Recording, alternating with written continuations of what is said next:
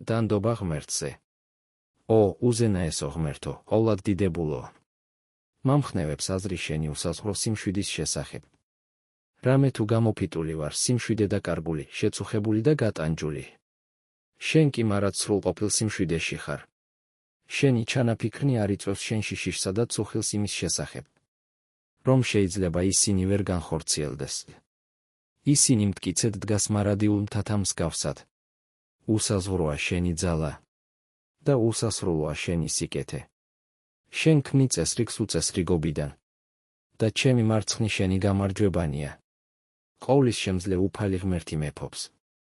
მოვდივარ შენ წინაშე ვითარცა ცოდვილი, ჩემი საზრუნავითა და მწუხარებით, რათა შენ წინაშე მოვიტანო მთელი ჩემი სადარდებელი და ყოველი ცოდვა ქრისტეს სისხლს რომ მოითხოვს. სიცოცხლე შთაბერე კვლავ ჭეშმარიტ სულიერებას ჩემს გულში. დაე, ვცხოვრობდე დიად მწყემსთან ახლოს. მის ხმას ვისმენდე, ვცნობდე მის ჟღერადობას, მივყვებოდე მის ძახილს. და მიფარე სიცრუისაგან და მიბიძგე ჭეშმარიტებაში დარჩენისკენ. დამიცავი ზიანისგან და დამეხმარე, რომ დავდიოდე სულიწმიდის ძალით. განამტკიცე რწმენა ჩემი მარადილ ჭეშმარიტებათა მიმართ.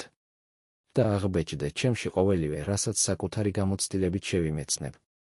დაე, არასოდეს შემწხვეს სახარების ჭეშმარიტების. და ვიტვირთავდე მისი შეურაცხყოფა. ვამართლებდე მას. და ვხედავდე იესოს ვითარცა მის არსს.